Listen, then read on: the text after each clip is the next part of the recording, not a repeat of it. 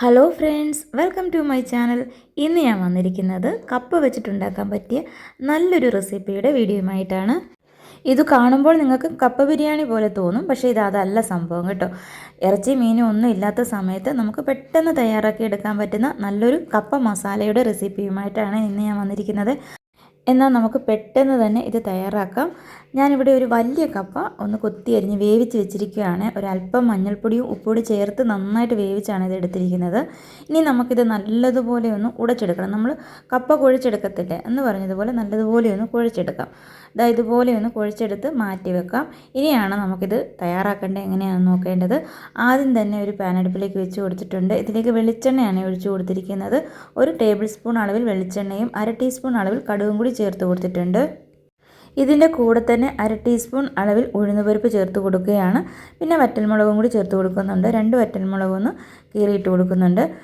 2 വെളുത്തുള്ളി പൊടിയായിട്ട് അരിഞ്ഞതും, പിന്നെ എരിവിനായിട്ട് ഒരു പച്ചമുളക് മുഴുവനും എടുത്തിട്ടില്ല, പകുതി മാത്രമേ എടുത്തിട്ടുള്ളൂ. കാര്യം നല്ല എരിവുണ്ട് ഈ ഒരു മുളകിന്, അതുകൊണ്ട് ഒരു മുളകിൻ്റെ പകുതി മാത്രം ഒന്ന് അരിഞ്ഞ് ചേർത്ത് കൊടുത്തിട്ടുണ്ട്. ഇതെല്ലാം കൂടി നമുക്കൊന്ന് മൂപ്പിച്ചെടുക്കാം. കടുകൊക്കെ ഒന്ന് പൊട്ടി ആ ഉഴുന്നുപരിപ്പിൻ്റെ കളറൊക്കെ ഒന്ന് മാറിക്കഴിഞ്ഞിട്ടുണ്ട്. ഇനി ഇതിലേക്ക് ഒരു സവാളയാണ് ചേർത്ത് കൊടുക്കുന്നത്. വലിയ സവാളയല്ല, മീഡിയം സൈസ് വലുപ്പമുള്ള ഒരു സവാള നല്ല നീളത്തിൽ തന്നെ കനം കുറച്ചരിഞ്ഞതാണ് ഇതിലേക്ക് ചേർത്ത് കൊടുത്തിരിക്കുന്നത്. ഇനി സവാള ഒരുപാട് വഴറ്റിയെടുക്കേണ്ട കാര്യമൊന്നുമില്ല കേട്ടോ. ലൈറ്റായിട്ടൊന്ന് വഴറ്റിയെടുത്താൽ മതി. ഒരല്പം ഉപ്പ് കൂടി ചേർത്ത് കൊടുത്തിട്ടുണ്ട്. ഇതൊന്ന് പെട്ടെന്ന് വഴണ്ടി കിട്ടുന്നതിന് വേണ്ടിയിട്ടാണ് ചേർത്തെടുക്കുന്നത്. നമ്മൾ ചിക്കൻ കറിയൊക്കെ ഉണ്ടാക്കുമ്പോൾ സവാള വഴറ്റത്തില്ലേ, അതുപോലെ വഴറ്റി ബ്രൗൺ കളറൊന്നും ആകേണ്ട കാര്യമില്ല. ഇതുപോലെ മതി. നമ്മൾ ഈ കഴിക്കുമ്പോൾ ഉണ്ടല്ലോ, ഇത് ചെറുതായിട്ട് ഇങ്ങനെ നല്ല ക്രഞ്ചി ആയിട്ട് കിടക്കണം, നമുക്ക് കടിക്കാൻ കിട്ടണം. ആ ഒരു രീതിക്ക് വേണം എടുക്കാനായിട്ട്. ഇതങ്ങ് ഒത്തിരി ബ്രൗൺ കളറാക്കാതെ എടുക്കണം. ഇപ്പോൾ കുറച്ച് കറിവേപ്പിലയാണ് ചേർത്ത് കൊടുത്തിരിക്കുന്നത്. ഇനി നമുക്കിതിലേക്ക് കുറച്ച് പൊടികൾ ചേർത്ത് കൊടുക്കാം. ആദ്യം തന്നെ 1/2 ടീസ്പൂൺ അളവിൽ മഞ്ഞൾപ്പൊടിയാണ് ചേർത്ത് കൊടുത്തിരിക്കുന്നത്. 1 ടീസ്പൂൺ അളവിൽ കാശ്മീരി മുളക് പൊടിയും ചിക്കൻ മസാലപ്പൊടിയും കൂടിയാണ് ചേർത്ത് കൊടുത്തിരിക്കുന്നത്. 1/2 ടീസ്പൂൺ അളവിൽ കുരുമുളക് പൊടിയും 1/2 ടീസ്പൂൺ അളവിൽ തന്നെ നമ്മുടെ ഗരം മസാലപ്പൊടിയും കൂടി ചേർത്ത് കൊടുത്തിട്ടുണ്ട്. പിന്നെ നിങ്ങൾ ഈ പൊടികളൊക്കെ ചേർത്ത് കൊടുക്കുമ്പോൾ തീ നന്നായിട്ട് കുറച്ച് കൊടുക്കുക. അതല്ലെങ്കിൽ സ്റ്റൗവിൻ്റെ ഫ്ലെയിം ഓഫ് ചെയ്തിട്ട് വേണം ചേർത്ത് കൊടുക്കാനായിട്ട്.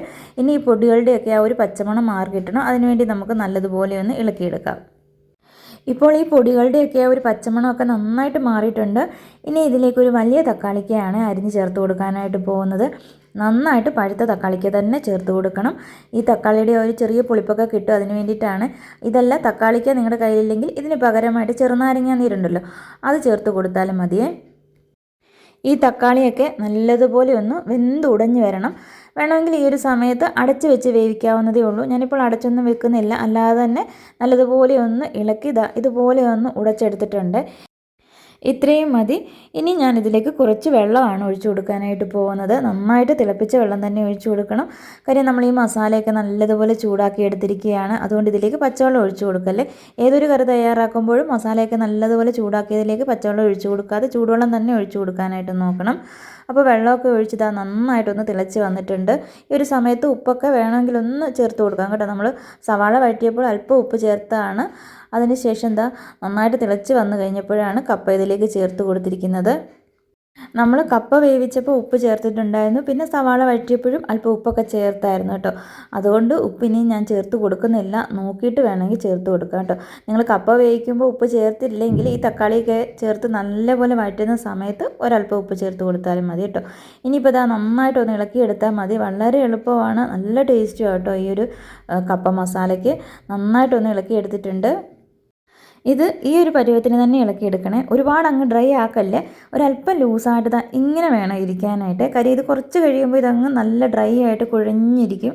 അപ്പോൾ നമ്മൾ തയ്യാറാക്കുന്ന സമയത്ത് ഇതുപോലെ ഒരല്പം ലൂസായിട്ട് തന്നെ വെക്കാനായിട്ട് നോക്കണം കേട്ടോ. നല്ല അടിപൊളി ടേസ്റ്റാണ്. ഇറച്ചി മീനും ഒന്നും ഇല്ലാത്ത സമയത്ത് നമുക്ക് നല്ലൊരു കപ്പ മസാല തയ്യാറാക്കാനായിട്ട് ഈ രീതിയിലൊന്ന് തയ്യാറാക്കി എടുത്താൽ മതി. കപ്പ ബിരിയാണി തോറ്റു, അത്ര ടേസ്റ്റാണ്. നമ്മൾ ചിക്കൻ മസാലയൊക്കെ ചേർത്തിരിക്കുന്നതുകൊണ്ട് ആ ഒരു ഇറച്ചിയുടെ ആ ഒരു ടേസ്റ്റും മണവും ഒക്കെ ഉണ്ട് ഈ ഒരു കപ്പ മസാലയ്ക്ക്. ഈ ഒരു സമയത്ത് വേണമെങ്കിൽ ഒരല്പം വെളിച്ചെണ്ണ ഒഴിച്ചു കൊടുക്കാം കേട്ടോ. അപ്പോൾ നമ്മുടെ കപ്പ മസാലയൊക്കെ ഒരു പ്ലേറ്റിലേക്ക് ആക്കി എടുത്തിട്ടുണ്ട്. വളരെ ടേസ്റ്റോട് കൂടിയിട്ടുള്ള ഈ ഒരു മസാലയുടെ റെസിപ്പി നിങ്ങൾക്കൊക്കെ ഇഷ്ടമായിട്ടുണ്ടെങ്കിൽ മറക്കാതെ ഒന്ന് ലൈക്ക് ചെയ്തേക്കും കേട്ടോ. പിന്നെ നമ്മുടെ ചാനലൊക്കെ സബ്സ്ക്രൈബ് ചെയ്യാതെ കാണുന്നവരാരെങ്കിലും ഉണ്ടെങ്കിൽ ഒന്ന് സബ്സ്ക്രൈബ് ചെയ്ത് സപ്പോർട്ട് ചെയ്യുക. പിന്നെ നിങ്ങളുടെ വിലയേറിയ അഭിപ്രായങ്ങളൊക്കെ മറക്കാതെ തന്നെ കമൻറ്റ് ബോക്സിൽ അറിയിക്കുകയും ചെയ്യണം. കപ്പയെന്ന് പറയുന്നത് മലയാളികൾക്ക് ഭയങ്കര ഇഷ്ടമുള്ള ഒന്നല്ലേ. എപ്പോൾ വേണമെങ്കിലും കടയിൽ പോയി വാങ്ങിക്കാൻ പറ്റിയതാണ്. ഇനി നിങ്ങൾ കപ്പ വാങ്ങിക്കുമ്പോൾ ഈ രീതിയിലൊന്ന് കപ്പ മസാല തയ്യാറാക്കി നോക്കണം. എന്നിട്ട് നിങ്ങൾക്ക് ഇഷ്ടമായിട്ടുണ്ടെങ്കിൽ കമൻറ്റ് ചെയ്യാൻ മറക്കല്ലേ. അപ്പോൾ ഇത്രയേ ഉള്ളൂ ഇന്നത്തെ നമ്മുടെ വീഡിയോ. അപ്പോൾ നമ്മുടെ വീഡിയോ കണ്ട എല്ലാ കൂട്ടുകാർക്കും താങ്ക്